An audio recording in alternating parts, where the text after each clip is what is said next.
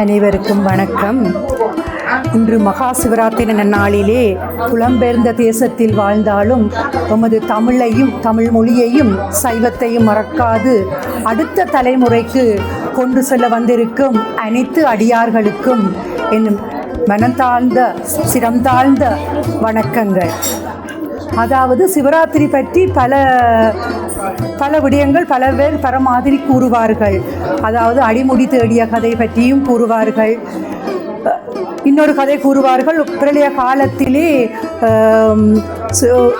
பிரம்மனால் சிருஷ்டிக்கப்பட்ட உலகம் அழிந்து விட்டதாகவும் அதை கண்டு உமாதேவி பயந்து இரவு முழுவதும் 4 ஜாம பூசைகள் மேற்கொண்டதாகவும் அதிலே பரமேஸ்வரன் இறங்கி வந்து அவளுக்கு என்ன வரம் என்று கேட்டதாகவும் கூறப்படுகிறது. அப்போது அவர் கூறினாராம், தேவர்களும் மனிதர்களும் உங்கள் திருநாமத்தை கூறி இந்த சிவராத்திரியை அனுஷ்டிக்க வேண்டும் என்று கூறப்பட்டது. அந்த ராத்திரியே சிவராத்திரி என்று மக்களால் அனுஷ்டிக்கப்படுகிறது என்றும் கூறப்படுகிறது. எனக்கு கூறப்பட்ட தலைப்பு சைவ சமயத்தில் சீர்மிகு பக்தி இலக்கியமான மாணிக்க வாசகர் அருளிய திருவாசகத்தின் பெருமைகள் பற்றி ஒரு ஆய்வு. அதாவது மாணிக்க வாசகர் யார் என்றால் நாயன்மார்கள் இருக்கின்றார்கள். நாயன்மார்கள் 4 பேர் இருக்கின்றார்கள். அப்பர், சம்பந்தர், சுந்தரர், மாணிக்க வாசகர். அவரில் ஒருவர் தான் மாணிக்க வாசகர். மாணிக்க வாசகர் மூவேந்தர் ஆண்ட நாடு என்று கேள்விப்பட்டிருக்கிறோம். சேர சோழ பாண்டியர்கள்.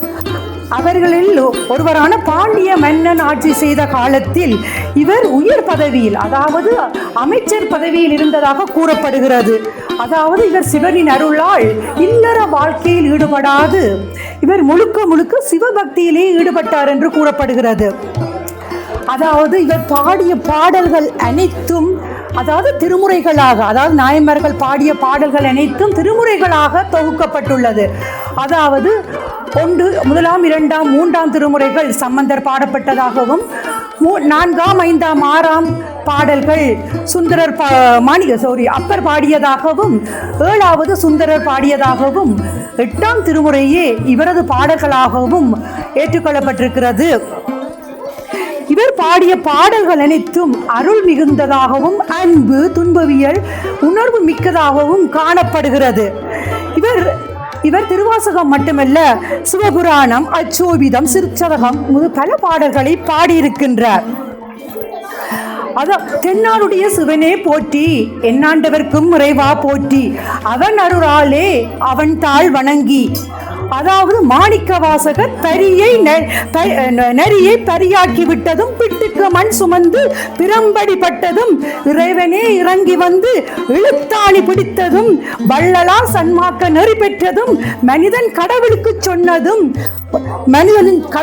சொன்னதும் திருவாசகம் என்று கூறப்படுகிறது. திருவாசகத்துக்கு உருவார் ஒரு வாசகத்துக்கும் உருவார் என்பது ஒரு மூதுரை. அதாவது அதன் திருவாசகத்தின் சிறப்பு என்ன?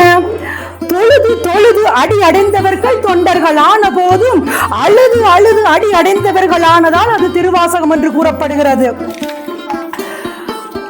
அதாவது அனைத்து இறைவனை பற்றி பாடிய அனைவருமே கருணையை பற்றி பாடியிருக்கிறார்கள். அதாவது இறைவனின் கருணையை பற்றி பாடியவர்களுக்கு மத்தியில் கருணையே கடவுளாக பாடியவர் தான் மாணிக்கவாசகர். அதுதான் திருவாசகம்.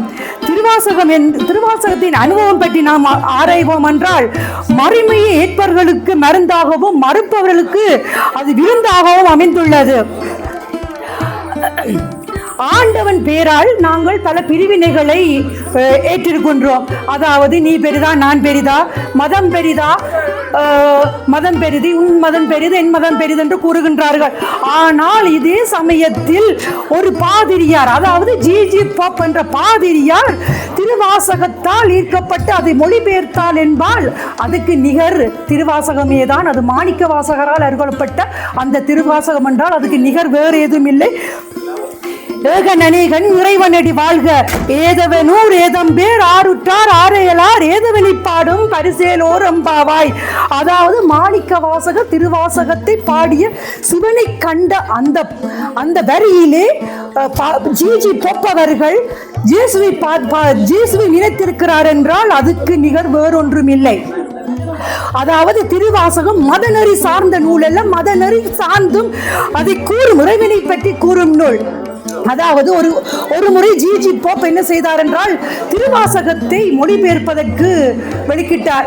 ஆனால் அவர் வாழ்ந்த மாநகரத்தில் ஒருவருமே அவரை அச்சிடுவதற்கு அவருக்கு இல்லை என்று மறுத்தனர். ஆனால் அவர் அதற்கு கடைசி வரையும் இல்லை, அதை மொழிபெயர்ப்பேன் என்று கூறினார். ஆனால் அந்த சபையினர் அவர் அந்த நீதிபதி அதாவது கோர்ட்டுக்கு கொண்டு சென்றார்கள். அந்த வழக்கை நீதிபதியும் விசாரித்தார். நீதிபதி விசாரித்து கூறுகின்றார், இல்லை நீ ஏன் இதை திருவாசகத்தை மொழிபெயர்க்க வேண்டும் என்று கேட்டிருக்கிறார். அவர் சொல்லுகிறார், மேலை நாட்டு பக்தி இலக்கியங்களை ஒரு தராசிலும் மேலை நாட்டு பக்தி இலக்கியங்களை ஒரு தராசிலும் இன்னொரு தராசில் திருவாசகத்தின் ஒரு அடியையும் நீங்கள் வைத்தீர்கள் என்று சொன்னால் அதன் நிறை உங்களுக்கு தெரியும் அது எப்படிப்பட்டது என்று கூறுகின்றார். அப்படிப்பட்டதுதான் திருவாசகம். திருவாசகத்தில் அதன் பிறகு நீதிபதி அவர்கள் கூறுகின்றார், கோர்ட் கேஸுக்கு வருகிறது, நீதிபதி அவர்கள் வழக்கு வழங்குகிறார், அவர்கள் கேட்கின்றார், அவர் கோர்ட்டு வழங்கும் போது அவர் கேட்கின்றார், தீர்ப்பு வருகிறது, எல்லோரும் அவருக்கு சிறை தண்டனை என்று நினைக்கின்றார்கள். ஆனால் நீதிபதி அவரை வழங்கிவிட்டு அவர் சொல்லுகின்றார், இவர்தான் ட்ரூ கிறிஸ்டியன் என்று கூறுகிறார். அதாவது இவர்தான் உண்மையான மதவாதி. அதாவது திருவாசகத்தை மொழிபெயர்க்க வெளிக்கிட்டும் அவர் தம் மதம் மாறவில்லை என்று கூறுகின்றார். அப்படிப்பட்ட நூல்தான் எமது திருவாசகம். கலீலியும் கோப்பர்னிக்கஸும் உங்களுக்கு தெரிந்திருக்கும். கலீலி டெலிஸ்கோப்பை கண்டுபிடித்தவர்.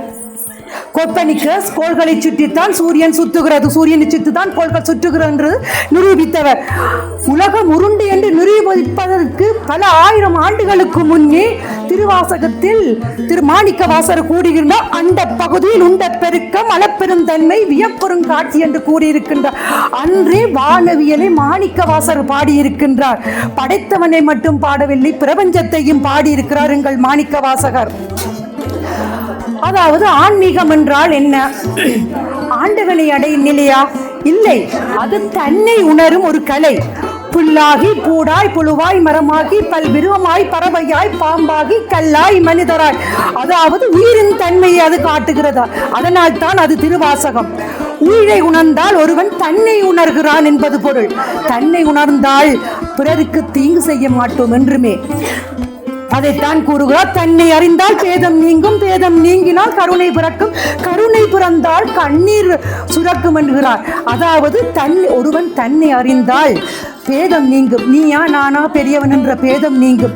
பேதம் நீங்களா நின்னடக்கும், எல்லோரையும் பார்த்து கருணை பிறக்கும். கருணை பிறந்தால் நமக்கு கண்ணீர் தான் வரும் என்று கூறப்படுகிறது.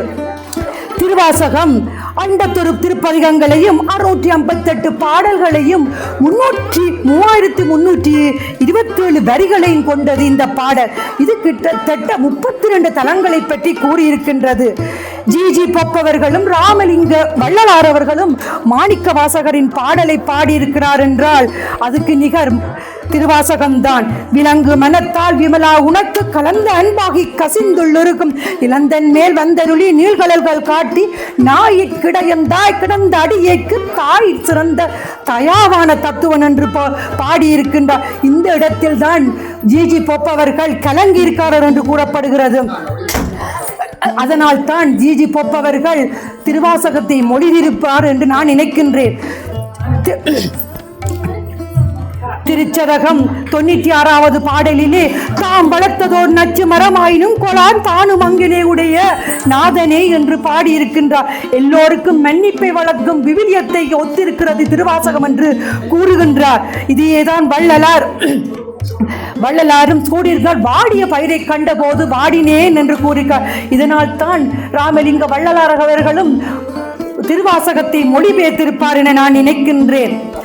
அது மட்டுமன்றி பன்னிரு திருமுறைகள் என்று நாங்கள் படித்திருக்கிறோம். 12 திருமுறைகளில் 10ஆம் திருமையான திருமூலர் எழுதிய திருமந்திரத்துக்கு, அதாவது திருமந்திரம் சிறப்பு மிக்கது.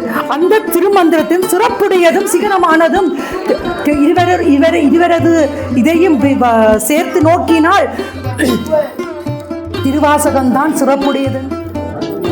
அல்லையில் நிறைந்த இந்த பிறவியை நீக்க வல்லமை பெற்றது நாங்கள் இறைவனது திருவடியை தொழ வேண்டும். அதாவது இறைவனே நீதான் எங்களுக்கு உதவ வேண்டும் என்று அவனுடைய பாதங்களை நாங்கள் தொட்டு தழுவினால் அல்லல் பிறவி அறுப்பானே ஓவென்று சொல்லல் கரியானே சொல்லி திருவடிக்கு சொல்லிய பாட்டின் பொருள் உணர்ந்து சொல்லுவார் என்று கூறப்படுகிறது. அதாவது இப்பாடலை உணர்ந்து நாங்கள் திருவாசகத்தை கூறுவோமாயிருந்தால் இறைவன் எங்களுக்கு வந்து அருளுவான் என்று கூறப்படுகிறது.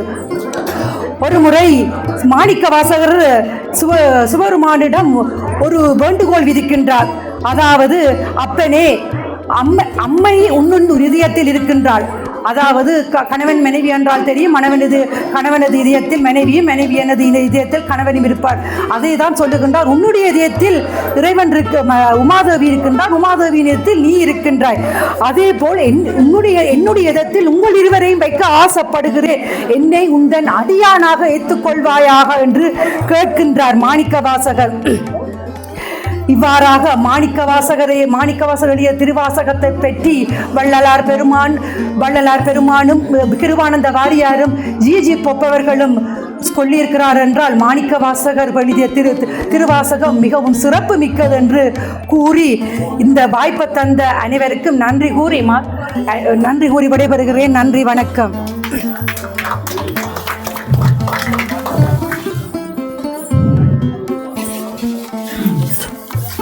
சிவனடியார்களே